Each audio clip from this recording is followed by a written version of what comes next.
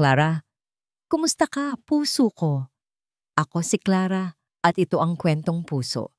Isang espasyo kung saan ang mga pighati at pag-asa ay malayang naglalakbay, Clara. Minsan, ang tadhanang pinakamatagal nating hinahanap ay nasa lugar pala na paulit-ulit nating nilalagpasan. Para sa isang inang puno ng pagdurusa at sa isang anak na naliligaw sa karangyaan, paano pagtatagpuin ng sampagita ang 2 pusong 30 taong pinaghiwalay ng kasinungalingan? Clara, sa gitna ng maingay na kuyapo, isang bulong ang magsisimula ng lahat. This is not a request, Ramon. This is about legacy. Ang boses ni Doña Victoria Villaseran ay kasing lamig ng marmol na sahig ng kanilang mansyon. Nakatayo si Ramon sa harap ng kanyang ina. Ang kurbata sa kanyang leeg ay tila unti-unting humihigpit. Ma, hindi ko siya mahal, mahinang sagot ni Ramon. Pilit na pinapakalma ang sarili. This is not just a business deal. This is my life. Pag-ibig? Isang mapaklang tawa ang kumawala sa mga labi ni Doña Victoria. Love doesn't build empires, anak. It's practical decisions that do. The Del Fieros are our biggest partners. This marriage will secure our future. Your future. Pakiramdam ni Ramon ay isa siyang piyesa sa isang chessboard.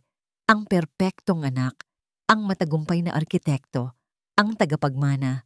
Ngunit sa mga sandaling ito, para siyang isang produktong ibinebenta. I need to think, sabi niya. Sabay talikod bago pa man siya tuluyang masakal sa harapan ng ina. Think fast. Ramon, pahabol ng Donya. The engagement party is set for next month. Hindi na siya lumingon. Bawat hakbang palayo sa kanyang ina ay parang isang hakbang palayo sa rehas. Pagkasakay sa kanyang mamahaling sasakyan, hindi niya alam kung saan pupunta. Nag-drive lang siya. Palayo. Palayo sa Forbes Park, palayo sa obligasyon, palayo sa buhay na parang hindi kanya.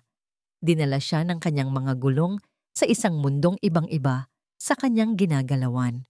Ang ingay ng mga busina, ang amoy ng usok at pinaghalong pagkain, ang libu-libong taong nagsisiksikan sa kalye. Kuyapo, naiipit sa trapiko, bumubusina ang mga nasa likuran niya. Stress, pagkainip, gusto na niyang umalis.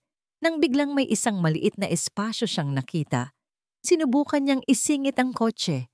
Isang malakas na kalabog. Hindi tunog ng bakal na tumama sa bakal.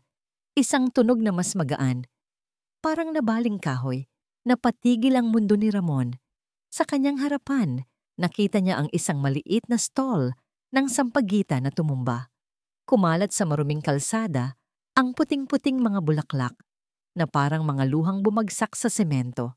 Bumaba siya ng sasakyan. Inis. Galit. Dagdag pa ito sa problema niya.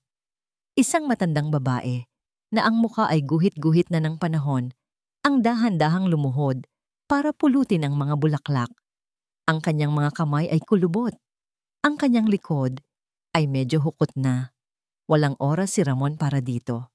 Kumuha siya ng isang makapal na tali ng pera sa kanyang wallet. Libo-libo. Pasensya na po, Nay, sabi niya. Ang tono ay nagmamadali. Heto po. Bayad para sa lahat ng nasira. Sobra-sobra pa iyan. Iniabot niya ang pera. Ngunit hindi ito tiningnan ng matanda. Hindi ang pera ang tinitigan niya. Tumingin ito diretso sa kanyang mga mata. Sa mga mata ng matanda, may lungkot na hindi kayang sukatin. Isang lungkot na parang pamilyar. Sa unang pagkakataon sa buong araw, naramdaman ni Ramon na may isang taong tunay na nakatingin sa kanya. Hindi bilang isang arkitekto, hindi bilang isang Villaseran, kundi bilang siya. Hinawakan ng matanda ang kanyang kamay, at sa isang tinig na mahina pero matatag, bumulong ito. Anak, napatigil si Ramon. May mga bagay na hindi kayang bilhin ng pera. Binitawan nito ang kanyang kamay at muling yumuko para ipagpatuloy ang pagpulot ng mga bulaklak. Naiwang nakatayo si Ramon, hawak ang pera na parang apoy sa kanyang palad. Ang ingay ng kuyapo ay biglang nawala. Tanging ang mga salita ng matanda ang umalingaw-ngaw sa kanyang isipan. Parang natauhan, dali-dali siyang bumalik sa kotse at pinaharurot ito paalis. Hindi niya kayang manatili doon. Hindi niya kayang harapin ang mga matang iyon. Ngunit habang papalayo siya, sumulyap siya sa rearview mirror. At doon, nakita niya ang imahe na susunod sa kanya hanggang sa kanyang pagtulog. Ang imahe ng matandang babae, mag-isang nakaluhod sa gitna ng kalsada. Dahan-dahang pinupulot ang bawat piraso ng durog na pangarap. Pagpasok niya sa malamig at tahimik na mansyon, ang mga salita ay bumalik na parang isang multo. Hindi kayang bilhin ng pera, walang tulog. Buong gabi, nagpaikot-ikot si Ramon sa kanyang malawak na kama. Ngunit sa tuwing ipipikit niya ang kanyang mga mata, ang imahe sa rearview mirror ang bumubulaga sa kanya. Isang matandang babae, nakaluhod, pinupulot ang bawat piraso ng kanyang kabuhayan. At ang bulong, "Anak, may mga bagay na hindi kayang bilhin ng pera." Bakit siya tinawag na anak? Bakit tila isang matagal nang kilala ang trato sa kanya? Hindi niya matiis. May isang kuryosidad na humihila sa kanya pabalik. Isang konsensyang hindi mapatahimik ng kahit anong yaman. Kinabukasan, nag-iwan siya ng isang maikling mensahe sa kanyang sekretarya. "I'll be doing a site survey in Quiapo. Do not disturb." Isang perpektong dahilan, isang kasinungalingan para pagtakpan ang isang katotohanang hindi pa niya mismo naiintindihan. Ipinark niya ang kotse sa malayo at naglakad. Dito, sa masisikip na eskinita, hindi siya si Ramon Villaseran, ang arkitekto. Isa lang siyang dayo. Nahanap niya ang lugar kung saan nangyari ang insidente. Wala na ang stall. Tanging mga bakas na lang ng natuyong putik at ilang nalantang talulot ng sampagwita ang naiwan. Tinanong niya ang isang tindero ng sigarilyo. "Ah, si Aling Rosario po ba? Doon lang po sa iskinita ang barong-barong niyan," sabi ng lalaki, sabay turo sa isang makitid na daanan. Sinundan ni Ramon ang direksyon. Ang bahay ni Aling Rosario ay maliit, gawa sa pinagtagpi-tagping yero at kahoy, isang tahanang tila niyayakap ng kahirapan. Luma na, pero malinis. May mga nakasampay na damit sa labas at isang paso ng halaman na masiglang namumulaklak. Isang kabaliktaran ng mansyon kung saan siya lumaki. Ang mansyon nila ay malawak, pero malamig. Ang bahay na ito ay maliit, ngunit may bakas ng buhay. Habang siya'y nagmamasid, isang batang babae na nasa mga 20 anyos ang lumabas mula sa katabing pinto. "Sir, may hinahanap po kayo?" Magalang nitong tanong. Yes, I'm an architect. I'm just surveying the area for a community project." Pagsisinungaling niya ulit. "I was wondering about the woman who lives here." Ngumiti ang babae. "Si Nanay Rosario po. Ako po si Lia, kapitbahay niya." Naku, mabait po yan si Nanay. Kaya lang, sinusubok talaga ng tadhana. "Anong ibig mong sabihin?" tanong ni Ramon. Biglang naging interesado. Bumuntong hininga si Lia. Biyuda na po kasi. Tapos, yung kaisa-isa niyang anak na wala. 30 taon na po ang nakalipas. Hanggang ngayon, pagmahal na araw, nagsisindi pa rin niya ng kandila, umaasang babalik. Parang may kung anong tumusok sa puso ni Ramon. 30 taon. At ang pinakamasaklap, sir, dagdag ni Lia, pinapaalis na siya sa tinitirhan niya. Hindi na raw nakakabayad ng upa. Binigyan na lang siya ng palugit hanggang sa 1 linggo. Ngayon, naintindihan na niya ang lalim ng lungkot sa mga mata nito. Hindi lang ito lungkot ng isang araw na nasirang paninda. Ito ay lungkot ng habambuhay na pagkawala at ng kasalukuyang kawalan ng pag-asa. Isang di maipaliwanag na damdamin ang bumalot kay Ramon. Awa, galit, at isang kakaibang determinasyon. Hindi niya ito pwedeng pabayaan. Nagpasalamat siya kay Lia at umalis. Mula sa di kalayuan, sa loob ng kanyang kotse, pinanood niya ang pag-uwi ni Aling Rosario. Pagod na pagod itong umupo sa isang maliit na bangkito sa labas ng kanyang bahay. Inilabas nito ang isang supot ng mga barya mula sa bulsa. At doon, nasaksihan ni Ramon ang isang eksenang hinding-hindi niya malilimutan. Dahan-dahang binilang ni Aling Rosario ang kanyang kinitang barya. Isa-isa. Ang kanyang mga labi ay gumagalaw, tila nagdarasal o marahil ay nagkukwenta. Bawat barya ay mahalaga, bawat sentimo ay may halaga. Samantalang siya, kagabi lang, ay basta na lang nag-alok ng isang tali ng pera na marahil ay katumbas na ng ilang taong kita nito. Hindi na niya kaya. Kinuha niya ang kanyang telepono at tinawagan ang kanyang personal na abogado. Attorney Gomez, sabi niya, ang boses ay nagbago, hindi na malamig, kundi puno ng bigat. I need you to do something for me, anonymously. May isang property sa Quiapo. I want you to pay the rental debts for 1 year in cash. Make sure no one traces it back to me. Understood? Kinabukasan bumalik siya. Mula ulit sa kanyang kotse, nakita niya ang isang lalaking nakauniporme na kausap si Aling Rosario. Nakayuko ang matanda. Tila handa nang tanggapin ang kanyang masamang kapalaran. Ngunit biglang nagbago ang itsura nito. Pagkalito, di paniniwala. At pagkatapos, mga luha. Hindi luha ng kalungkutan, kundi luha ng pasasalamat.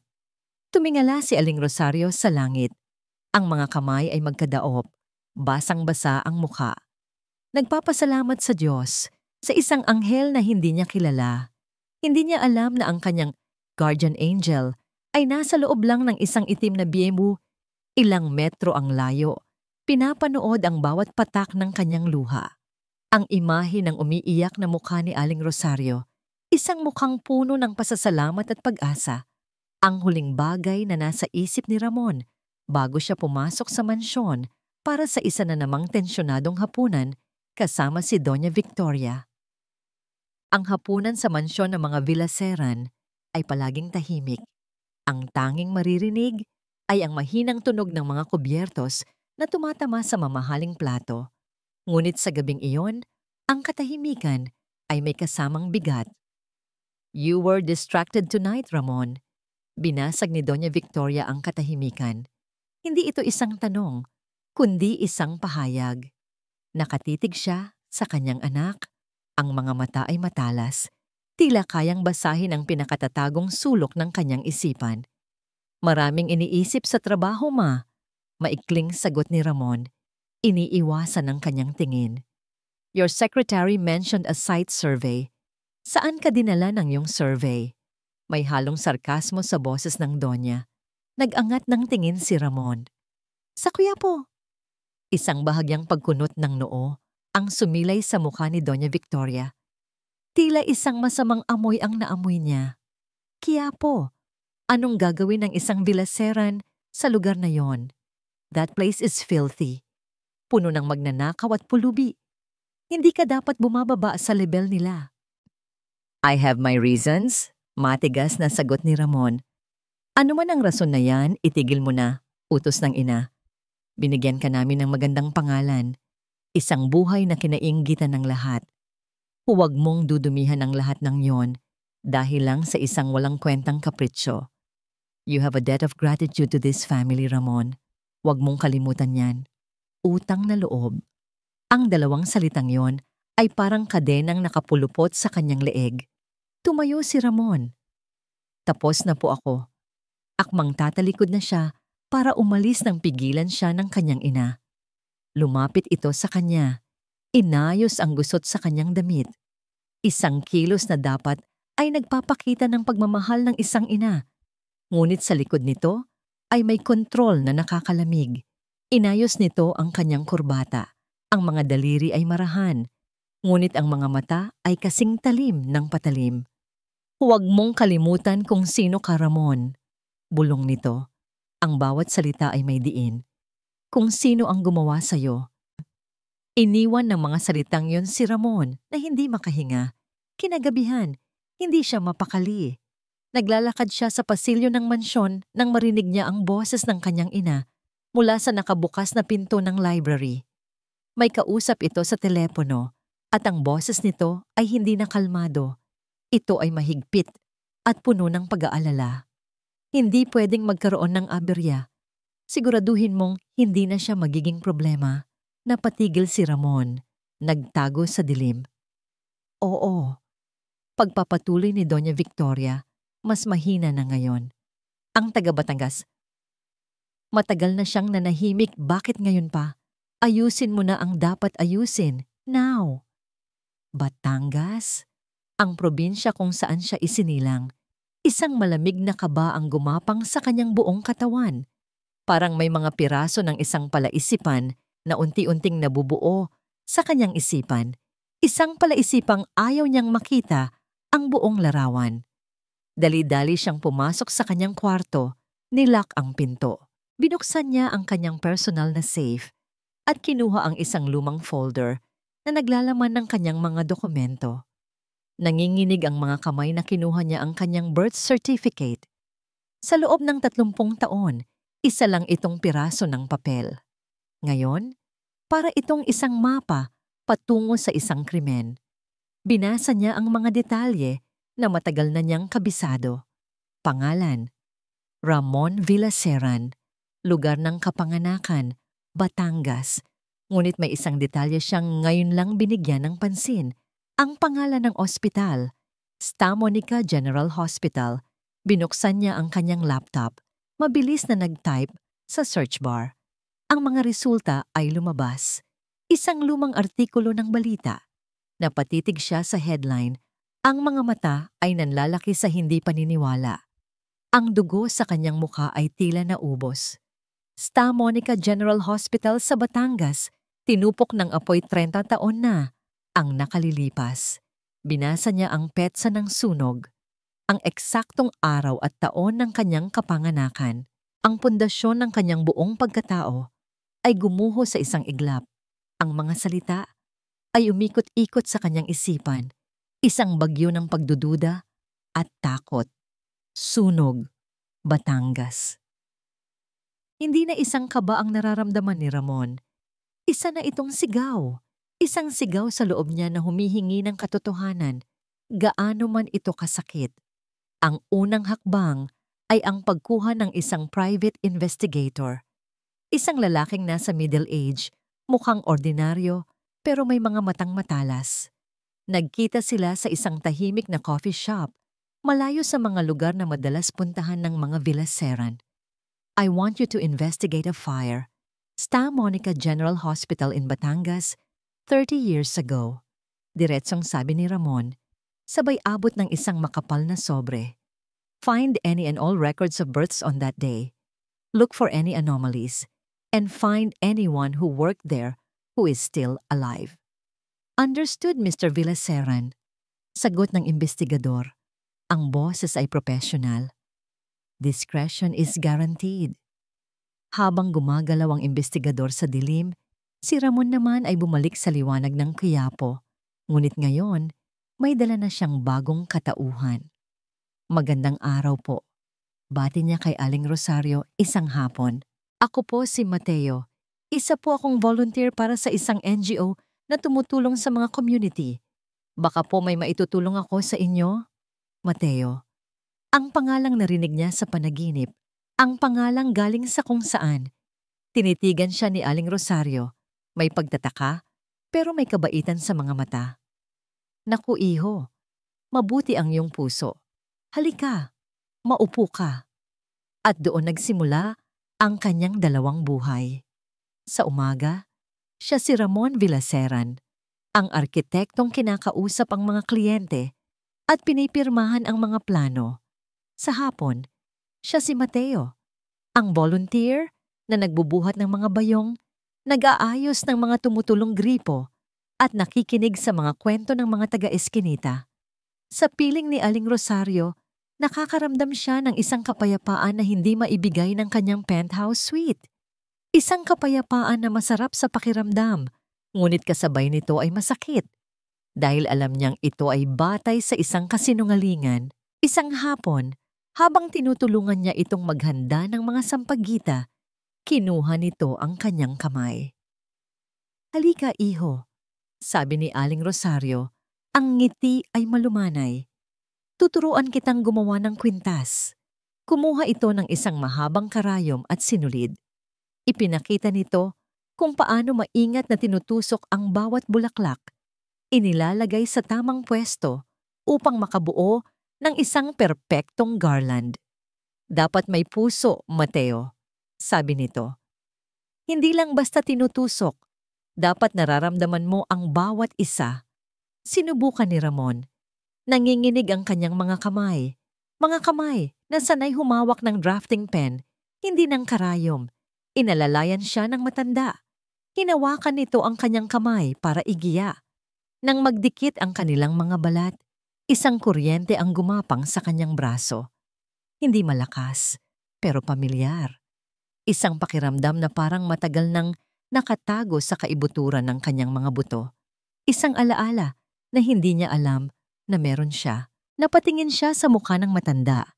At sa isang saglit, hindi niya nakita si Aling Rosario, ang tindera ng Sampaguita. Ang nakita niya ay isang ina. Naputol ang sandali nang tumunog ang kanyang telepono. Isang unknown number. Nagpaalam siya sandali at sinagot ito sa di kalayuan. Mr. Villaseran, boses ng investigador. May nahanap ako.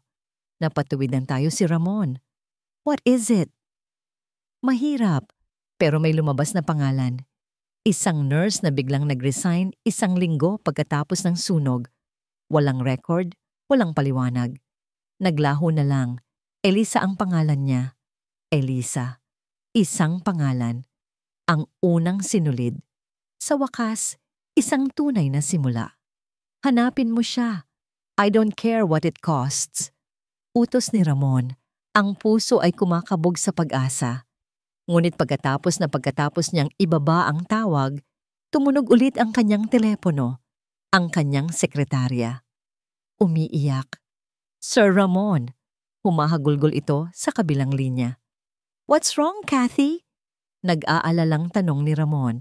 Sir, ang Azure Tower Project, yung masterpiece ninyo, cancelled na po.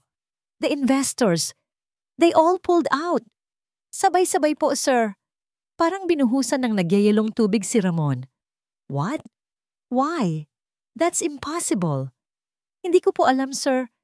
Pero yung primary holding company ng mga investors, ang may-ari po, Villaseran Holdings. Nabitawan ni Ramon ang telepono. Isang babala. Isang malinaw na mensahe mula sa kanyang ina. Huwag mong kalimutan kung sino ang gumawa sa'yo. Nakatayo siya doon. Sa gitna ng maingay na kuyapo, hawak ang isang kapirasong pag-asa, ang pangalan ni Elisa, habang ang mundo na kanyang binuo ay unti-unting ginuguho sa kanyang likuran. Ang pagbagsak ng Azure Tower Project ay hindi lang isang babala. Isa itong deklarasyon ng giyera. Alam ni Ramon na bawat segundong lumilipas ay binibigyan niya ng pagkakataon si Doña Victoria na takpan ang anumang bakas na natitira. Find her. Now, mariin niyang utos sa investigador sa telepono. Ang boses ay puno ng galit at pagmamadali. Double the price. Triple it, I don't care. Just find Elisa. Makalipas ang 2 araw ng walang tulog, dumating ang tawag. Nahanap ko na siya, sir, sabi ng investigador. Nakatira sa isang maliit na bayan sa Laguna. Mahina na, may malubhang sakit. Hindi na nag-aksaya ng panahon si Ramon. Nag-drive siya mag-isa, palayo sa syudad, patungo sa isang lugar kung saan ang hangin ay mas malinis, ngunit ang mga sikreto ay mas marumi. Ang bahay ni Elisa ay maliit, nakatago sa gitna ng mga puno. Isang matandang babae na payat at ubo ng ubo ang nagbukas ng pinto. Ang mga mata nito ay puno ng takot nang makita ang isang estranghero. Sino ka? Mahinang tanong nito. Ako po si Mateo, sagot ni Ramon, ginamit ang pangalang naging kanlungan niya. Isa po akong manunulat.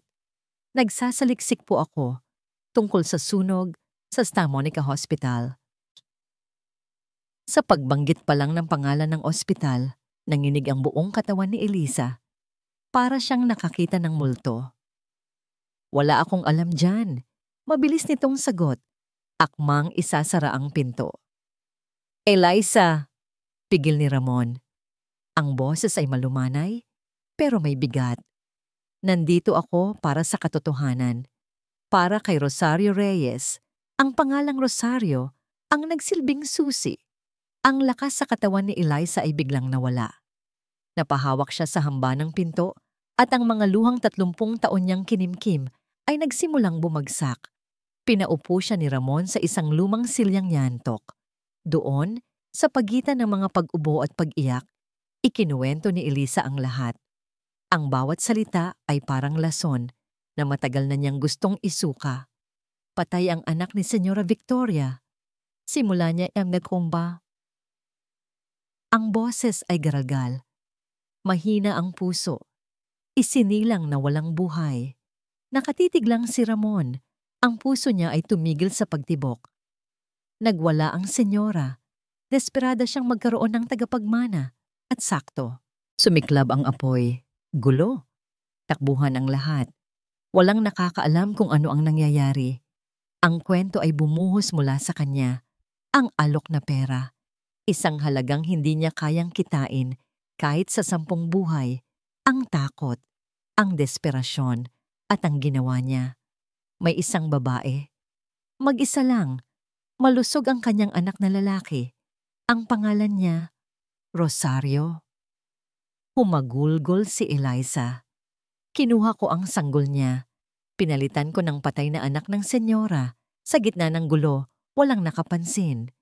Binayaran ako at sinabihang maglaho na parang bula. Bawat salita ni Eliza ay isang punyal na sumasaksak sa puso ni Ramon. Ang buong buhay niya, ang kanyang pangalan, ang kanyang ina. Lahat ay isang kasinungalingan na binili ng pera. Nagsisisi ako, iho. Araw-araw, pagpapatuloy ng matanda. Araw-araw, dinadala ko ang kasalanang ito. May kinuha si Eliza mula sa isang maliit na baul sa tabi niya. Isang bagay na maliit, nakabalot sa isang kupas na panyo. Nanginginig ang mga kamay na iniabot niya ito kay Ramon. Ito lang ang katibayan. Itinago ko dahil sa konsensya. Binuksan ni Ramon ang panyo. Sa loob, may isang maliit na baby tag na gawa sa plastik. Kupas na ang sulat, ngunit malinaw pa rin. Baby Boy Reyes, Mother Rosario. Napatitig si Ramon dito. Hindi na ito isang teorya, hindi na ito isang hinala. Ito ang katotohanan, nasa kanyang mga palad. Ang pangalan niya ay hindi Ramon. Siya si Mateo Reyes. Umalis siya sa bahay ni Eliza na parang isang kaluluwang walang katawan.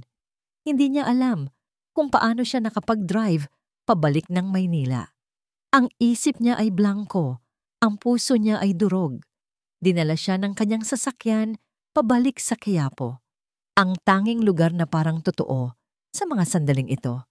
Ipinark niya ang kotse. Hawak-hawak pa rin niya ang baby tag, ang tanging koneksyon niya sa kanyang tunay na pagkatao. Nakatayo siya sa tapat ng bahay ni Aling Rosario, madilim na, at ang tanging ilaw ay nagmumula sa maliit na bintana nito. Mula sa loob, narinig niya ang isang mahinang tunog, isang himig, isang oyayi, isang kantang pampatulog na inaawit ni Aling Rosario para sa sarili. Ang himig na yon, pamilyar, isang kantang parang laging nasa likod ng kanyang isipan, isang alaalang walang pinanggalingan. Hanggang ngayon, siya si Mateo Reyes at ang babae sa loob ng bahay na yon ay ang kanyang ina. Ang buong buhay niya ay isang kasinungalingan. Itinaas niya ang kanyang kamay. Nanginginig. Ilang pulgada na lang ang layo sa pinto. Sasabihin na niya. Tatapusin na niya ang lahat ng ito. Ngunit natigilan siya. Ang kanyang kamay ay nanigas sa hangin. Ang bigat ng 30 taong kasinungalingan. Ang bigat ng sakit na idudulot ng katotohanan sa isang babaeng dumanas na ng sapat na pagdurusa ay pumigil sa kanya. Paano niya sasabihin, "Nanay, ako po ang anak ninyo at ang buong buhay nating dalawa ay ninakaw sa atin." Ang katotohanan ay hindi lang magpapalaya. Ito ay sisira. At sa mga sandaling iyon, nanginginig sa dilim, Hindi niya kayang maging dahilan ng isa pang pighati sa buhay ng kanyang ina. Ibinaba niya ang kanyang kamay, ang katawan ay nanginginig sa pigil na mga hikbi. Umatras si Ramon. Ang katotohanan ay isang bombang hawak niya sa kanyang mga kamay at sa gabing iyon, pinili niyang huwag itong pasabugin. Umuwi siya sa mansyon na isang bagong tao. Isang taong alam na ang lahat ng kanyang pag-aari. Ang kanyang pangalan ay hindi kanya. Nagsimula ang kanyang pagbabalat kayo. Siya ngayon ay isang impostor sa dalawang mundo. Sa mansyon, nagpapanggap siyang si Ramon Villaseran, ang anak na tagapagmana, habang sa loob niya ay isinisigaw ang pangalang Mateo Reyes. Sa Quiapo, nagpapanggap siyang si Mateo, ang mabait na volunteer, habang itinatago ang katotohanang siya ang nawawalang anak. Ang bigat ng dalawang buhay na ito ay unti-unting dumudurog sa kanya. Naging balisa siya, madalas tulala. Sa mga board meeting, ang isip niya ay lumilipad sa isang maliit na bahay na gawa sa yero. Sa hapagkainan, ang lasa ng mamahaling pagkain ay parang abo sa kanyang bibig. Umiiwas siya sa mga mata ni Doña Victoria dahil sa takot na baka makita nito ang katotohanan sa likod ng kanyang pagkukunwari. At may isang taong nakapansin, si Luis, ang kanyang nakababatang kapatid. Palaging nasa anino ni Ramon si Luis, ang magaling na si Ramon, ang paboritong si Ramon. Sanay si Luis na maging pangalawa, ngunit sanay din siyang obserbahan ang kanyang perpektong kuya. At ang kanyang perpektong kuya ay nagbabago. "Kuya, okay ka lang?" tanong ni Luis isang umaga. "You seem different lately." "Pagod lang sa trabaho." Mabilis na sagot ni Ramon, hindi tumitingin. Ngunit hindi kumbinsido si Luis. Napapansin niya ang madalas na pag-alis ng kanyang kuya, ang mga biglaang site survey sa mga lugar na hindi naman dapat nito puntahan. Napapansin niya ang amoy ng pawis na minsay nanunuot sa damit nito pag-uwi. Isang amoy na hindi nababagay sa isang Villaseran. Isang hapon, hindi na natiis ni Luis ang kanyang pagdududa. Sinundan niya ang kotse ni Ramon. Inaasahan niyang makikita ito sa isang mamahaling restaurant kasama ang isang babae o sa isang sikretong business meeting. Pero dinala siya ng pagsubaybay sa Quiapo, sa isang eskinita kung saan halos hindi kasya ang sasakyan ni Ramon. Mula sa di kalayuan, nanlaki ang mga mata ni Luis sa kanyang nakita. Ang kanyang kuya, si Ramon Villaseran, na laging naka-suit and tie, ay nasa bubong ng isang barong-barong. Nakasando lang ito, basang-basa ng pawis, nagpupukpok ng martilyo, nag-aayos ng butas na bubong na parang isang ordinaryong karpintero. At sa ibaba, isang matandang babae ang nag-aabot dito ng isang baso ng tubig. Hindi makapaniwala si Luis. Sino ang babaeng yon? At bakit ang kanyang kuya, na may-ari ng isang construction empire, ay nag-aaksaya ng panahon sa pag-aayos ng bubong na nagkakahalaga lang ng ilang daang piso?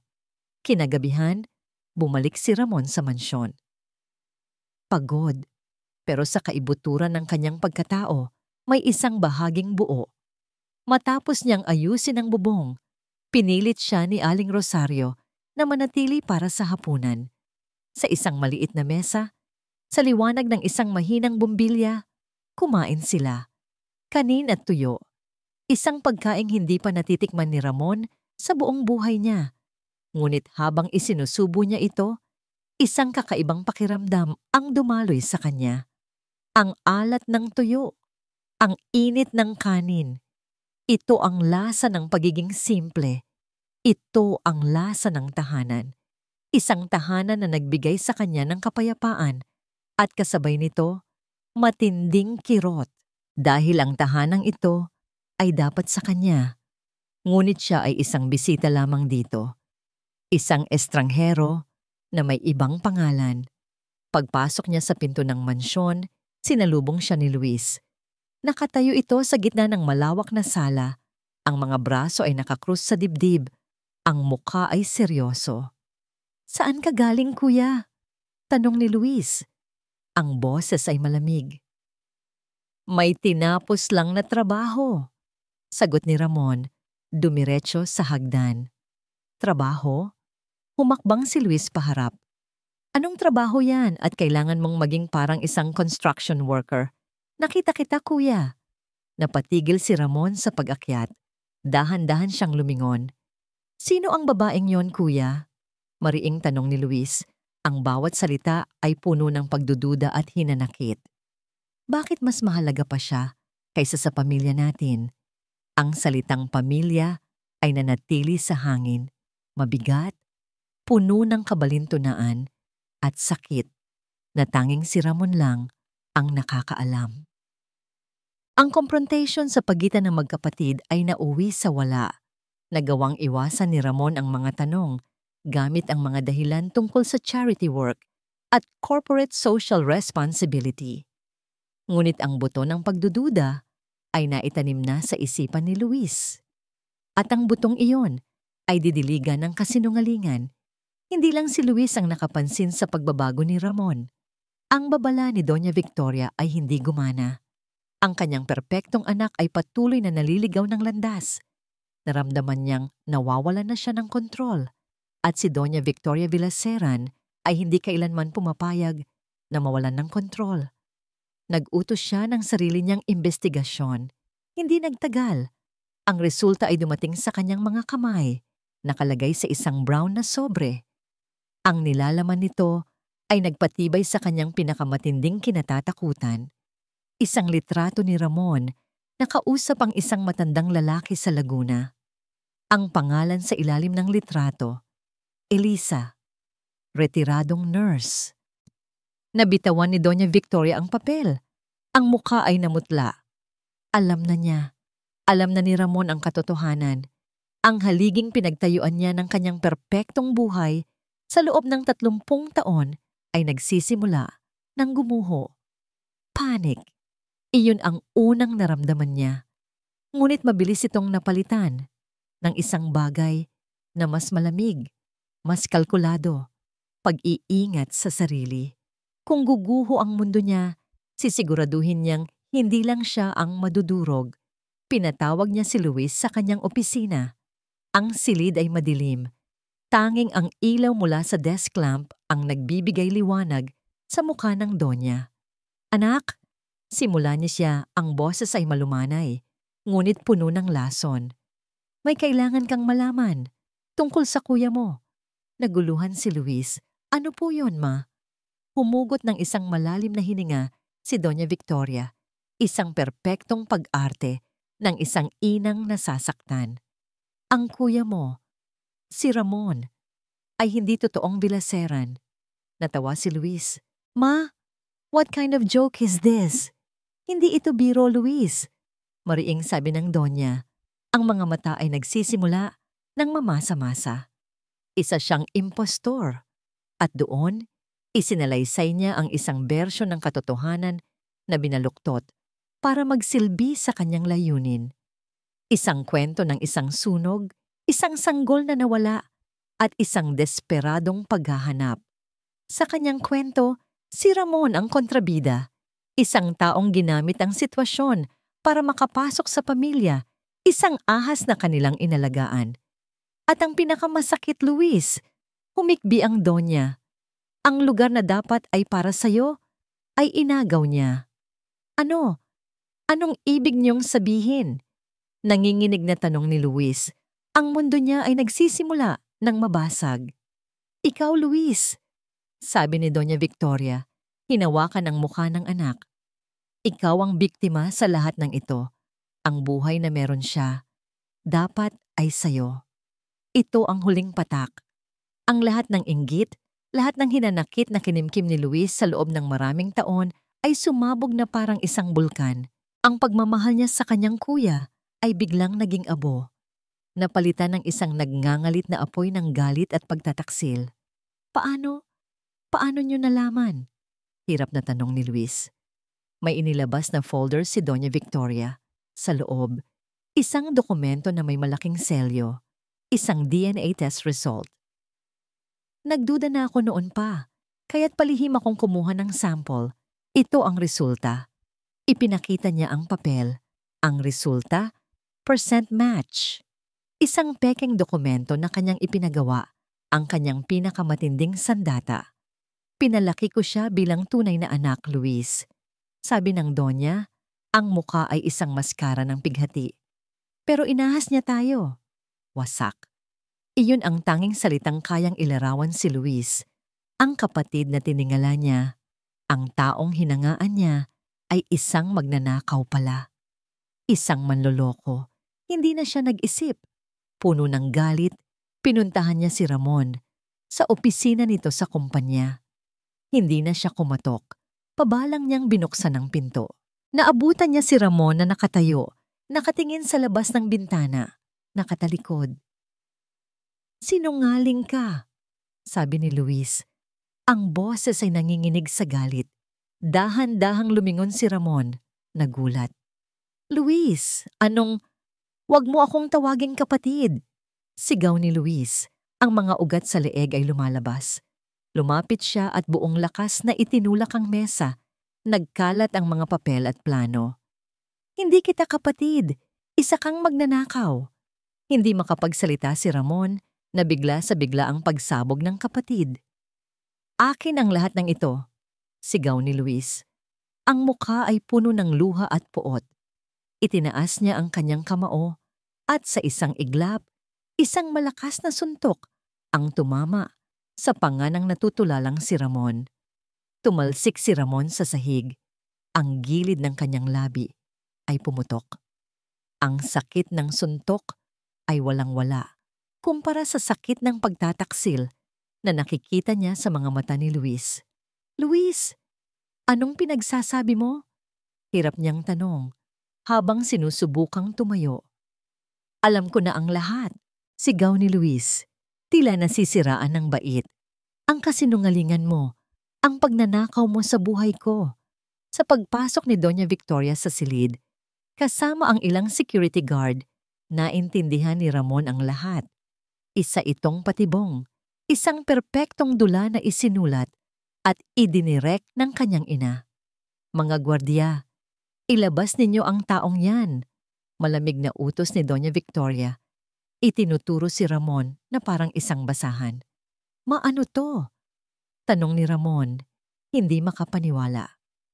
"Huwag mo akong tawaging ma," ang sagot ng Donya.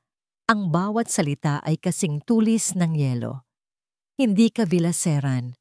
At simula ngayon, wala ka ng anumang kaugnayan sa pamilyang ito."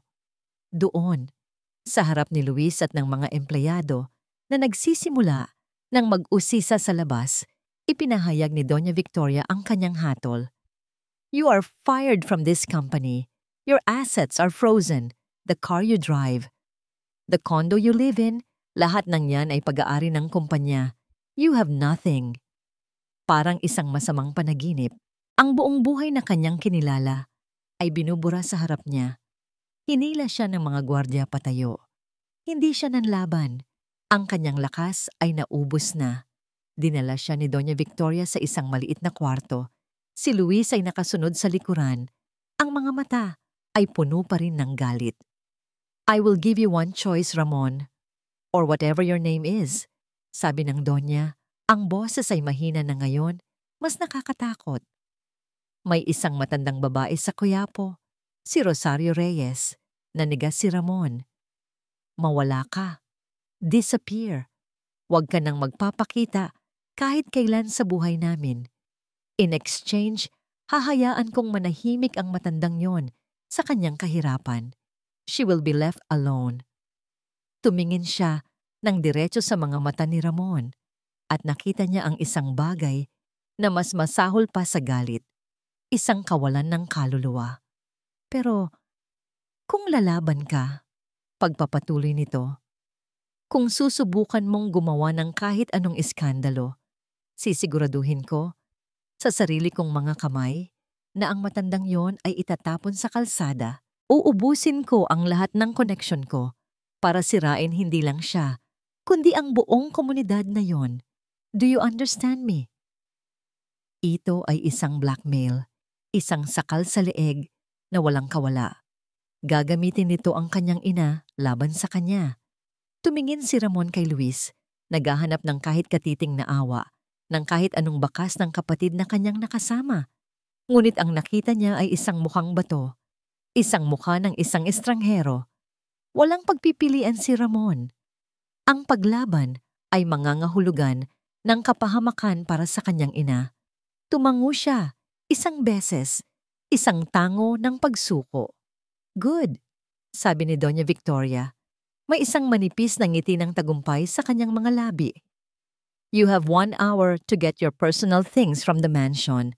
Then, I don't want to see your face ever again.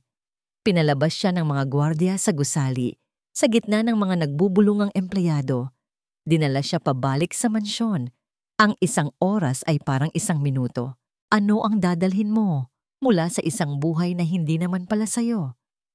Wala siyang kinuha kundi ang mga damit sa kanyang katawan at ang laman ng kanyang wallet. Habang naglalakad siya palabas ng pinto sa huling pagkakataon, napadaan siya sa family portrait na nakasabit sa pader. Isang masayang pamilya, isang batang Ramon na nakangiti, isang batang hindi naman talaga umiral. Hinaplos niya ang malamig na salamin ng litrato. Pagkatapos, tumalikod siya at hindi na lumingon pa. Nagsimulang umulan. Malakas, na parang ang langit ay nakikidalamhati sa kanya. Naglakad siya palayo sa mansyon, walang direksyon, walang patutunguhan. Basa, nilalamig, durog. Ang pera sa kanyang wallet ay hindi magtatagal. Ang pangalan niya ay wala ng halaga. Ang pamilya niya ay itinapon na siya. Nawala niya ang lahat. Ang kanyang mga paa ang nagdala sa kanya. Naglakad siya ng naglakad hanggang sa ang mga ilaw ng Forbes Park ay napalitan ng mga nagkikislapang ilaw ng mga jeep at tindahan. Nakarating siya sa Quiapo. Sa gitna ng ulan, tumayo siya sa tapat ng simbahan, basang-basa at wasak. Sa tapat ng kalsada, natanaw niya ang isang maliit na bahay. Mula sa bintana nito, may isang mainit, dilaw na ilaw na tumatagos sa dilim ng gabi. Ang bahay ni Aling Rosario. Nawala sa kanya ang lahat ng yaman sa mundo. Ngunit sa wakas, nakauwi na siya. Kumatok si Ramon sa pinto. Ang tunog ay halos hindi marinig dahil sa lakas ng ulan. Ang bawat katok ay isang pag-amin ng kanyang pagkatalo at isang paghingi ng saklolo. Bumukas ang pinto. Si Aling Rosario. Nagulat ito nang makita ang basang-basa at nanginginig na si Mateo sa kanyang harapan. Mateo, anak, anong nangyari sa'yo? Nag-aalalang tanong nito, agad siyang hinila papasok. Bakit ka nagpaulan? Halika, magpalit ka ng damit. Nawalan po ako ng trabaho, Nay. Sabi ni Ramon, ang boses ay pagod at basag. Ito ang pinakamalapit sa katotohanan na kaya niyang sabihin. At wala na po akong matutuluyan. Walang pag-aalinlangan, walang mga tanong. Tumingin lang si Aling Rosario sa kanya. Ang mga mata ay puno ng awa at pag-unawa. Kung gayon, dito ka muna, sabi nito, na parang yun ang pinakanatural na bagay sa mundo. Maliit ang bahay ko, pero laging may lugar para sa isang taong nangangailangan. Ibinigay nito sa kanya ang ilang lumang damit ng yumaong asawa. Sa isang sulok ng maliit na sala, inilatag nito ang isang banig. Iyon ang naging kama niya, ang tahanan niya, at nagsimula ang bagong kabanata ng kanyang buhay. Ang unang mga araw ay isang pagsubok. Ang katawan niyang sanay sa malambot na kutsyon ay nanakit sa pagtulog sa sahig. Ang tiyan niyang sanay sa mga steak at imported na pagkain ay kinailangan masanay sa kanin, isda at gulay. Ang mga kamay niyang sanay sa pagguhit ng mga plano ay natutong magkumpuni ng mga sirang upuan at mag-igib ng tubig. Naramdaman niya ang hiya. Ang dating arkitekto, ngayon ay nakatira sa isang barong-barong. Ngunit ang hiya ay dahan-dahang napalitan ng ibang bagay. Pagtanggap. Dito sa Quiapo, walang nakakakilala sa kanya bilang si Ramon Villaseran. Dito, siya lang si Mateo, ang mabait na binatang tinutulungan si Aling Rosario sa pagtitinda ng sampagita. Sa umaga, sasamahan niya itong mamili ng bulaklak. Sa maghapon, tutulong siyang gumawa ng mga kwintas. At sa gabi, magkukwentuhan sila habang kumakain ng simpleng hapunan. Naranasan niya ang isang bagay na hindi pa niya naranasan sa buong buhay niya sa mansyon, ang bayanihan. Kapag may nasiraan, lahat ay tutulong. Kapag may nagkasakit, lahat ay mag-aambag. Ang kanilang kahirapan ay hindi naging hadlang sa kanilang pagiging mayaman sa komunidad. Si Lia, ang kanilang kapitbahay, ang naging malapit niyang kaibigan. Nakikita ni Lia ang lungkot sa mga mata ni Mateo, ngunit nakikita rin niya ang kabutihan sa puso nito. Siya ang naging tulay ni Ramon sa pag-intindi sa simpleng takbo ng buhay sa eskinita. At sa bawat araw na lumilipas, mas lumalalim ang koneksyon niya kay Aling Rosario. Hindi bilang nawawalang anak, kundi bilang isang anak sa puso. Inaalagaan niya ito, pinapatawa, sinasamahan, at sa mga sandaling iyon, nararamdaman niya ang isang kaligayahan na mas totoo, mas dalisay kaysa sa anumang kaligayahan na naibigay ng milyon-milyon niyang pera. Isang gabi, nilagnat ng mataas si Aling Rosario. Hindi mapakali si Ramon. Magdamag siyang nagbantay, paulit-ulit na pinupunasan ng noo nito ng basang bimpo. Nanginginig ang matanda sa lagnat at sa kalagitnaan ng gabi, nagsimula itong magsalita sa kanyang pagtulog. Mateo? Bulong nito. Ang boses ay mahina. Hinahanap ang kamay ni Ramon. Anak. Napatigil si Ramon. Hinawakan niya ng mahigpit ang kamay ng ina. Huwag mo akong iwan. Pagpapatuloy nito bago muling nahimlay sa pagtulog. Tahimik na pumatak ang mga luha ni Ramon. Hinawakan niya ng mahigpit ang kamay ng ina. Isang kamay na dapat ay hawak niya sa loob ng 30 taon. Isang halo ng sakit at sarap ang bumalot sa kanyang puso. Masakit dahil naririnig niya ang takot sa boses nito. Masarap dahil sa isang sandali, kahit sa gitna ng lagnat, naramdaman niyang siya ang anak nito. Hindi kita iiwan, Nay, bulong niya sa natutulog na ina. Pangako. Kinaumagahan, himala. Bumaba ang lagnat ni Aling Rosario. Gumaan ang pakiramdam sa buong kabahayan. Nagpilit itong bumangon. At kahit mahina pa, isang ngiti na ang nakaguhit sa mga labi. Ang mga sumunod na araw ay napuno ng bagong pag-asa. Ang buhay ni Ramon ay naging isang payapang rutina, pag-aalaga kay Aling Rosario, pagtulong sa mga kapitbahay, pakikipagtawanan kay Lia. Sa kauna-unahang pagkakataon sa kanyang buhay, naramdaman niya ang tunay na kahulugan ng salitang tahanan. Ngunit ang kapayapaan ay sadyang marupok. Isang hapon, habang nag-aayos sila ng mga sampagita sa laba, isang lalaking nakapormal na barong ang biglang lumitaw sa eskinita. May dala itong leather briefcase at isang listahan. Hindi siya bagay sa lugar. Bawat residente ay napahinto sa kanilang ginagawa, napatingin sa estranghero. Huminto ang lalaki sa harap ng isang grupo ng mga kapitbahay. Magandang hapon po, sabi nito. Ang boses ay formal at walang emosyon. Ako po si Attorney Mendoza mula sa Villaseran Holdings. Sa pagkarinig ng pangalang iyon, nanigas si Ramon. Ang dugo sa kanyang katawan ay tila nagyelo. May dala po akong abiso para sa lahat ng residente dito.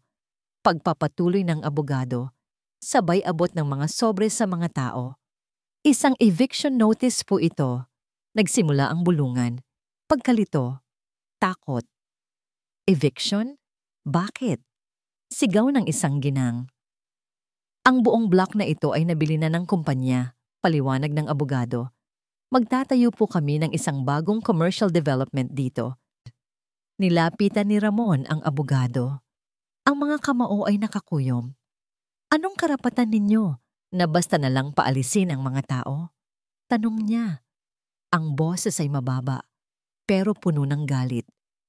Tiningnan siya ng abogado, mula ulo hanggang paa. Tila minamaliit ang kanyang suot na lumang t-shirt. Mayroon kaming lahat ng legal na dokumento at ang proyektong ito ay pamumunuan mismo ng bagong vice-presidente ng kumpanya, si G. Luis Villaseran. Parang isang suntok sa sikmura ang naramdaman ni Ramon. Si Luis, para patunayan ang kanyang sinasabi, inilabas ng abogado ang isang malaking rolyo ng papel mula sa kanyang briefcase at inilatag ito sa isang maliit na mesa. Isang blueprint, isang plano ng isang nagtataasang gusali, kumpleto sa mga paradahan at mamahaling tindahan. Sa ibabang sulok ng papel, nakatatak ang isang logo na napakapamilyar kay Ramon. Ang logo na siya mismo ang nagdisenyo, ang logo ng Villaseran, ang simbolo ng kanyang dating buhay, ay narito ngayon para sirain ang kanyang bagong nahanap na mundo. Ang balita ng eviction ay kumalat na parang apoy sa tuyong damo. Ang dating masayang eskinita ay napuno ng takot at kawalan ng pag-asa. Saan sila pupunta? Paano sila magsisimula muli? Ngunit sa gitna ng kanilang panghihina, isang tao ang tumayo. Si Ramon o si Mateo sa kanilang paningin. Hindi tayo aalis, sabi niya sa isang pagpupulong ng komunidad. Ang boses niya ay kalmado, ngunit puno ng awtoridad na nagpagulat sa lahat. Hindi nila tayo basta-basta pwedeng paalisin. Mayroon tayong mga karapatan. Ang arkitekto sa loob niya ay muling nabuhay. Ngunit ngayon, hindi siya nagpaplano ng mga gusali. Nagpaplano siya ng isang laban. Ginugol niya ang mga sumunod na araw sa public library, gamit ang internet para magsaliksik. Binasa niya ang bawat batas tungkol sa urban development at housing rights. Sa gabi, ipinapaliwanag niya sa mga kapitbahay ang kanilang mga natuklasan sa paraang maiintindihan ng lahat. Ang dating taga-disenyo ng mga tore para sa mayayaman ay ngayon. Lider ng mga maralitang lumalaban para sa kanilang mga tahanan. Natagpuan niya ang kanilang unang butas, isang legal loophole. Kailangan nila ng tamang relocation plan bago nila tayo mapaalis, paliwanag niya. Hindi sapat na bigyan lang tayo ng pera. Kailangan nilang patunayan na mayroon tayong disenteng malilipatan. At sa ngayon, wala silang maibigay. Nagkaroon ng bagong pag-asa ang komunidad. Sa pamumuno ni Mateo, nagsampa sila ng petisyon. Nag-organisa sila ng isang maliit, mapayapang protesta sa harap ng City Hall. Ang kanilang kwento ay nagsimulang makuha ang atensyon ng ilang lokal na media. Nakarating ang balita sa tore ng Villaseran. Nag-init ang ulo ni Luis. Ang maliit na problema na inaasahan niyang madaling masusolusyunan ay nagiging isang malaking sakit ng ulo. At sa likod ng lahat ng ito, alam niyang may isang tao lang na may sapat na talino para gawin ito. Si Ramon. Habang abala si Ramon sa pag-organisa ng komunidad, isang hindi inaasahang bisita ang dumating isang gabi. Ang private investigator na dati niyang inupahan. Pasensya na sa abala, Mr. Villaseran. Sabi ng lalaki, iniabot ang isang sobre. May isa pa akong natitirang obligasyon sa inyo. Bago ninyo ako pinatigil, may isang bagay pa akong sinimulang alamin. Ngayon ko lang nakuha ang resulta. Naisip kong baka gusto ninyong malaman. Binuksan ni Ramon ang sobre. Sa loob, isang kopya ng isang adoption paper. Ang pangalan ng bata, Luis Manuel Santos. Ang pangalan ng ampon na magulang, Doña Victoria Villaseran. Ang pangalan ng ampunan, Bahay Kalinga, isang ampunan sa Tondo.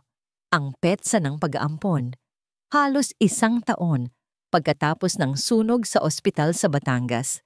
Napatitig si Ramon sa dokumento. Hindi nag-sink in agad. Binasa niya ulit. Si Luis ay hindi rin Villaseran at hindi rin siya ang kambal na sanggol mula sa gabing iyon ng sunog. Inampon siya mula sa isang orphanage, 1 taon ang nakalipas. Ang buong kwentong isinalaysay ni Doña Victoria kay Luis, ang kwento na naging dahilan ng galit nito, ang kwento na sumira sa kanilang kapatiran, ay isa ring ganap na kasinungalingan. Ginamit lang siya. Isang kasangkapan. Katulad niya. Ang galit na nararamdaman niya para kay Luis ay biglang napalitan ng isang bagay na mas komplikado. Awa. Naramdaman niya ang sakit na mararamdaman nito kapag nalaman nito ang katotohanan. Ang pakiramdam na ang buong pagkatao mo ay itinayo sa isang pundasyon ng buhangin. Sa gitna ng lahat ng ito, para mapanatili ang lakas ng loob ng komunidad, nag-organisa si Leah ng isang maliit na fiesta sa eskinita. May kaunting pagkain, tugtugan at sayawan. Sa isang sandali, nawala ang kanilang mga problema. Nakita ni Ramon ang tibay at tatag sa mga ngiti ng kanyang mga kapitbahay. Nakita niya ang kanilang pagkakaisa at naintindihan niya kung para saan ang laban na ito. Hindi lang para sa isang bahay, ito ay para sa isang tahanan.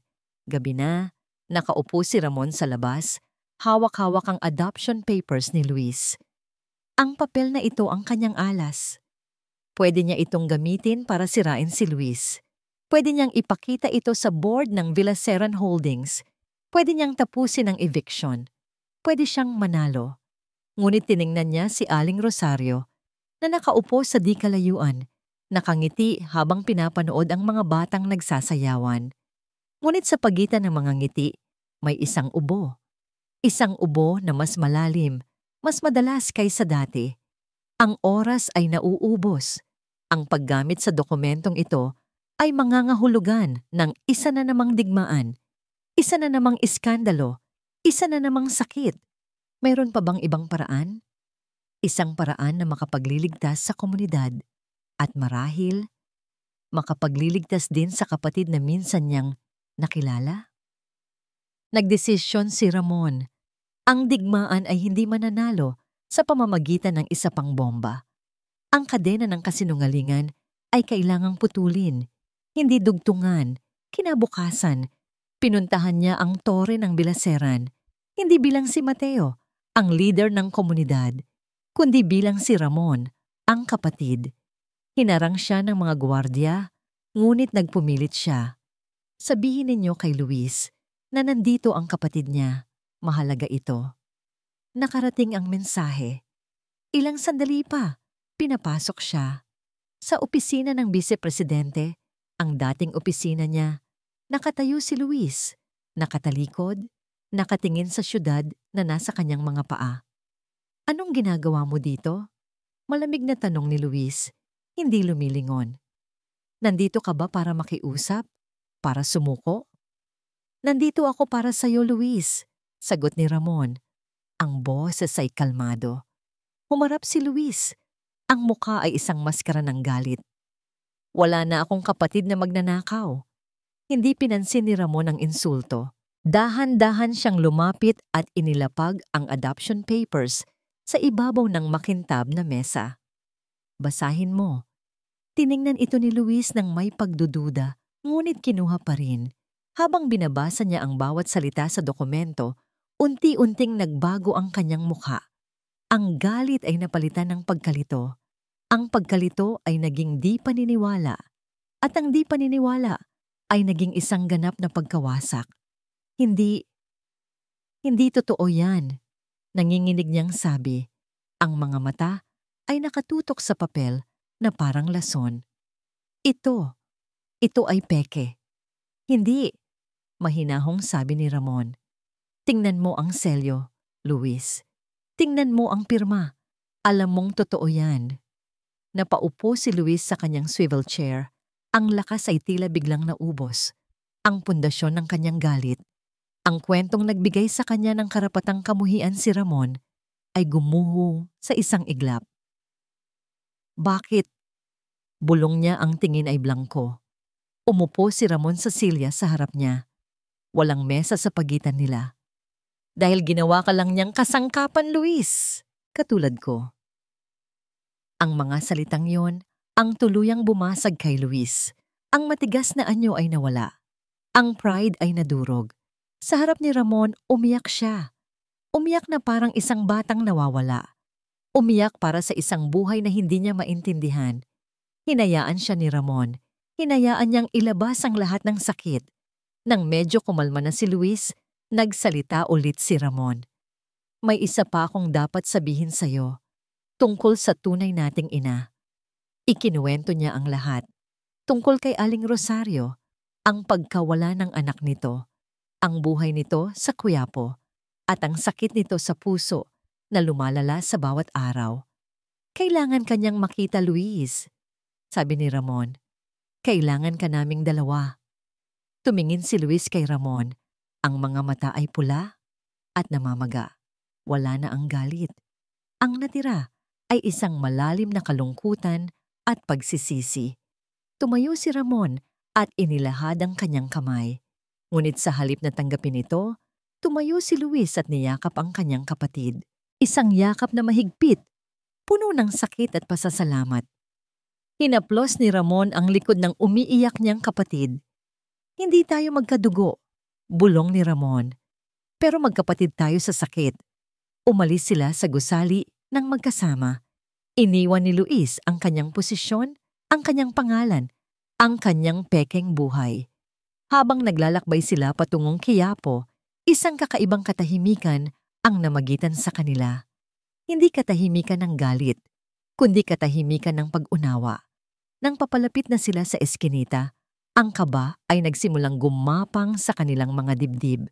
Paano nila haharapin ang ina na pareho nilang hindi nakilala? Malayo pa lang sila. Nakita na nila ang bahay. Ang pinto ay nakabukas. May mga kapitbahay na nag-aalalang nakatayo sa labas. Biglang bumilis ang tibok ng kanilang mga puso. Si Nanay Rosario, sigaw ni Lia nang makita sila. Ang muka ay puno ng takot. Kanina pa umuubo ng malakas. Sabay silang tumakbo. Ang bawat hakbang ay parang 1 kilometro. Pagdating nila sa pinto, narinig nila ito. Isang malakas, pilit na pag-ubo mula sa loob na parang hirap na hirap huminga.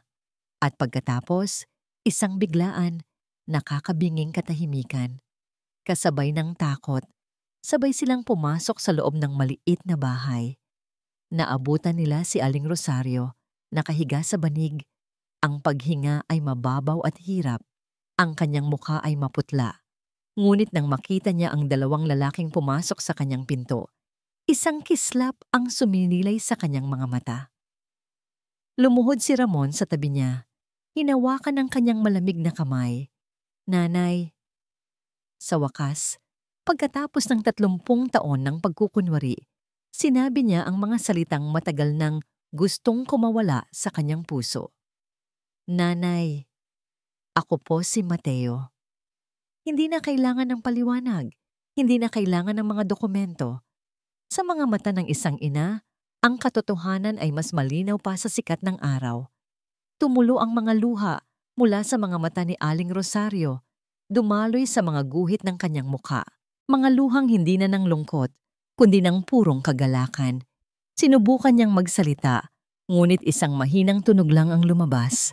Hinaplos niya ang pisngi ni Ramon, ang kanyang Mateo, ang kanyang nawawalang anak. Tumingin siya sa likuran ni Ramon at nakita si Luis, nakatayong nahihiya sa may pintuan. Itinaas ni Aling Rosario ang kanyang isa pang kamay. Inaanyayahan itong lumapit. At siya po, Nay, sabi ni Ramon. Ang boses ay nanginginig. Ang kapatid ko. Lumapit si Luis, lumuhod sa kabilang panig. Kinuha ni Aling Rosario ang kamay niya. Ngayon, hawak niya ang kamay ng 2 anak na ipinagkait sa kanya ng tadhana at ibinalik sa kanya sa kanyang huling sandali. Isang matamis na ngiti ang sumilay sa kanyang mga labi. Isang ngiti ng kapayapaan. Ngayon, bulong niya, ang hininga ay halos paubos na. Buo na uli ang puso ko. Iyon ang kanyang mga huling salita. Dahan-dahan, ipinikit niya ang kanyang mga mata. Ang mahigpit na hawak sa kanilang mga kamay ay lumuwag. Ang mababaw na paghinga ay tumigil. Sa sandaling iyon, ang amoy ng sampagwitan na laging nakapalibot sa kanya, na nakalagay sa isang maliit na platito sa tabi ng kanyang higaan, ay tila lalong tumindi. Ang halimuyak ay pumuno sa buong silid, hindi amoy ng pagluluksa, kundi amoy ng pag-uwi, na para bang ang kanyang kaluluwa ay gawa sa bango ng bulaklak na yon. At ngayon, ito ay malaya na. Naiwan ang magkapatid, nakaluhod sa tabi ng kanilang ina. Ang kanilang mga luha ay magkahalong dumadaloy. Luha ng kalungkutan para sa panahong nawala. Luha ng pasasalamat para sa sandaling ibinigay. Ang burol ay simple, tulad ng buhay ni Aling Rosario. Ginanap ito sa mismong bahay niya. Ang mga kapitbahay ay nag-ambagan para sa kape at tinapay. Si Lia at ang komunidad ang naging pamilya nila sa mga sandaling iyon. Ang kabaong ay napapalibutan ng mga sariwang kwintas ng Sampaguita. Sa huling gabi ng burol, habang tahimik na nagdarasal ang lahat, isang anino ang tumayo sa may pintuan. Isang babaeng nakasuot ng itim na bestida. Ang muka ay hindi mabasa. Si Doña Victoria. Nakatayo lang siya sa likuran, hindi gumagalaw. Isang estranghero sa mundong iyon. Pinanood niya ang dalawang anak na parehong nawala sa kanya, nakatayo sa tabi ng kabaong ng babaeng kanyang sinaktan. Walang salitang namutawi. Tanging ang mga mata nila ang nag-usap sa gitna ng silid na puno ng dasal at samyo ng Sampaguita. Isang pagtutuos na walang sigawan, walang sumbatan, ngunit mas mabigat pa sa anumang salita. Pagkatapos ng libing, nilapitan ni Ramon si Doña Victoria.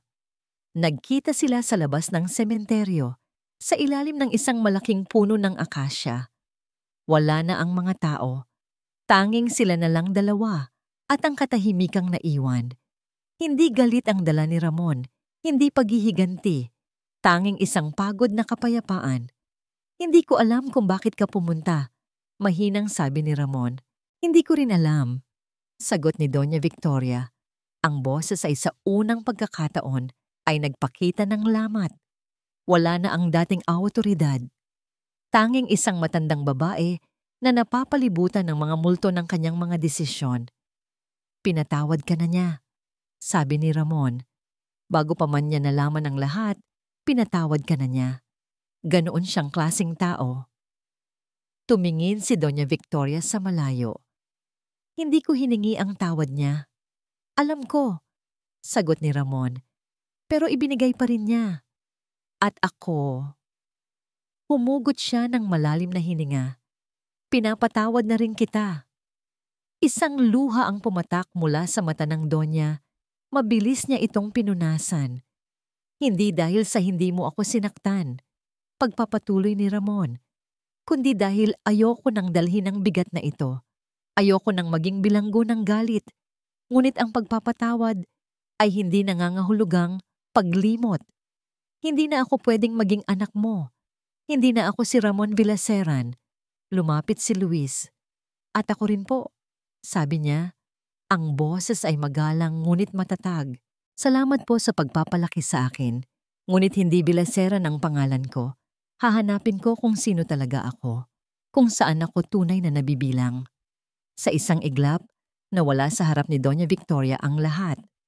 Ang dalawang anak na kanyang inangkin, ang legasiyang kanyang pinrotektahan. Naiwan siyang talunan at tuluyang mag-isa. Tumalikod siya at naglakad palayo. Isang malungkot na anino na nilalamon ng sarili niyang kadiliman. Ang problema sa eviction ay nanatili. Ngunit ngayon, hindi na nag-iisa si Ramon. Kasama na niya si Luis. Gamit ang natitira niyang koneksyon at ang impluensya ng pangalang Villaseran na huling beses niyang gagamitin, humiling si Ramon ng isang pulong sa mga investor.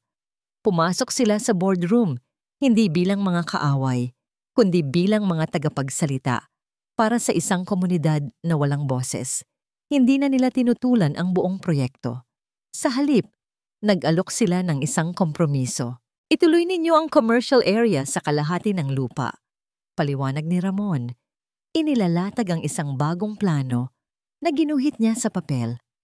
Pero ang natitirang kalahati, ibigay ninyo sa mga tao. Ipinakita niya ang isang disenyo na ibang-iba sa unang plano. Isang medium-rise na gusali para sa disenteng pabahay ng mga residente. Isang livelihood center kung saan sila pwedeng mag-aral ng mga bagong kasanayan. At sa gitna ng lahat, isang malawak, luntiyang hardin. Tatawagin natin itong Hardin ni Rosario. Sabi ni Luis, isang lugar kung saan ang mga bulaklak at pag-asa ay pwedeng mamukadkad. Nakita ng mga investor ang potensyal, hindi potensyal para sa mas malaking kita, kundi potensyal para sa isang bagay na mas mahalaga, magandang publisidad. Ang kwento ng dalawang mayamang tagapagmana na ipinaglalaban ang mga maralita. Ito ay isang kwentong bibihag sa puso ng publiko. Pumayag sila. Ilang buwan ang lumipas. Ang gulo at alikabok ng demolisyon ay napalitan ng ingay ng konstruksyon. Isang ingay ng pag-asa. Isang araw, sa lupang kinatatayuan noon ng bahay ni Aling Rosario, magkatabing naghuhukay ng lupa ang magkapatid. Hindi sila naka-suit and tie. Nakasimpleng damit lang sila, puno ng putik at pawis. Kasama nila ang ibang mga residente, naghahanda ng lupa para sa unang mga tanim ng hardin ni Rosario. Hindi na sila mga arkitekto o tagapagmana. Sila ay dalawang anak na nagbibigay pugay sa kanilang ina. Isang reporter mula sa isang maliit na pahayagan ang nakakuha ng kanilang kwento. Kinunan niya sila ng litrato habang nagtatawanan. Hawak ang kanilang mga pala. Kinabukasan, lumabas ito sa balita. Isang maliit na artikulo sa isang sulok ng pahina. Ang headline, mula sa mansyon patungong hardin, ang kwento ng pag-ibig ng magkapatid na Reyes. Sa ilalim, isang litrato nila, dalawang lalaking nakangiti, masayang-masaya, nababalot sa lupa.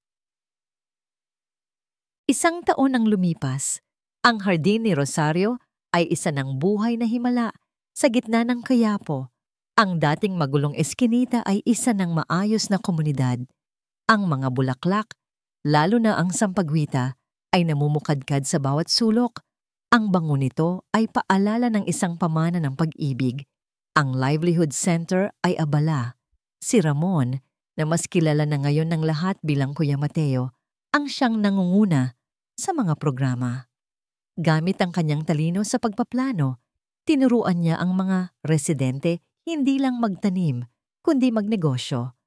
Ang mga sampagitan ng hardin ni Rosario ay naging sikat sa buong Maynila dahil sa kalidad at sa kwento sa likod nito. Sa kanyang tabi, palaging nandoon si Lia. Ang kanilang pagkakaibigan ay namukadkad din, naging isang tahimik ngunit matatag na pagmamahalan. Itinayo sa pundasyon ng respeto at pinagsamahan. Si Luis naman, pagkatapos ng ilang buwang paghahanap, ay natagpuan ng kanyang mga kamag-anak sa probinsya ng Laguna. Nalaman niyang siya ay nagmula sa isang simpleng pamilya ng mga mangingisda. Matapos niyang mahanap ang kanyang mga ugat, bumalik siya sa Quiapo, hindi bilang isang bisita, kundi bilang isang permanenteng bahagi nito. Siya ang namamahala sa finances ng kanilang maliit na kooperatiba. Tinitiyak na ang bawat sentimo ay napupunta sa kapakanan ng komunidad. Hindi na sila mayaman sa paraan ng mundo. Wala na ang mga mansyon at mamahaling sasakyan. Ngunit sila ay mas mayaman pa sa dati. Mayaman sa pamilya, sa layunin, at sa kapayapaan ng puso. Isang hapon, naglalakad si Ramon sa gitna ng hardin. Ang hangin ay puno ng halimuyak ng sampagita. Isang maliit na batang babae, anak ng isa sa mga residente, ang lumapit sa kanya. May hawak itong isang maliit na kwintas ng sampagwita na halatang gawa ng isang bata. "Para po sa'yo, Kuya Mateo," sabi ng bata. Sabay abot ng bulaklak. Kinuha ito ni Ramon at inamoy. Ang bango ng pag-asa. Ngumiti siya. Isang ngiting totoo. Isang ngiting nagmumula sa kaluluwa. Isang ngiting hindi kailanman nasilayan sa mukha ni Ramon Villaseran. Hindi na siya si Villaseran. Siya si Mateo. At siya ay nasa tahanan. Dinala niya ang maliit na kwintas sa isang tahimik na sulok ng hardin. Doon, may isang simpleng lapida na bato. Walang kintab, walang karangyaan. Nakaukit dito ang mga salita. Rosario Reyes, Ina, Ilaw, Inspirasyon. Maingat niyang inilagay ang kwintas ng sampagitas sa ibabaw ng lapida. Para sa'yo, Nay, bulong niya. Tingnan mo, namumulaklak na ang hardin mo. Tumayo siya roon, pinapanood ang paglubog ng araw sa likod ng mga gusali ng Quiapo. Ang mga huling sinag nito ay nagbigay ng gintong kulay sa mga puting bulaklak na parang mga mumunting bituin na bumaba mula sa langit. Hindi dugo ang tunay na nag-uugnay sa mga tao, kundi pag-ibig. At ang pag-ibig, tulad ng isang hardin, kapag inalagaan mo ng may puso, ay mamumulaklak sa paraang hinding-hindi mo inaasahan. At dito nagtatapos ang kwento ni na Mateo, Luis, at ng kanilang inang si Rosario. Mula sa kaibuturan ng aking puso, maraming salamat. Salamat sa iyong pananatili at pakikinig hanggang sa huling sandali. Habang isinusulat ko ang mga huling sandali ni Aling Rosario, ang kanyang muling pagsasama sa kanyang mga anak, aminado ako. Kasabay ng pagpatak ng luha ni na Mateo at Luis ay ang pagpatak din ng sarili kong mga luha. Ang kwentong ito ay hindi lamang likhang isip. Ito ay hango sa mga totoong pighati at pag-asa na nasasaksihan natin sa araw-araw. Sa mga ngiti ng mga taong lumalaban sa kabila ng hirap. Dahil tulad ng isang butil ng sampagita, gaano man kaliit, kapag diniligan ng tunay na pagmamahal at pagpapatawad, ito ay sisibol at maghahatid ng bango ng panibagong pag-asa.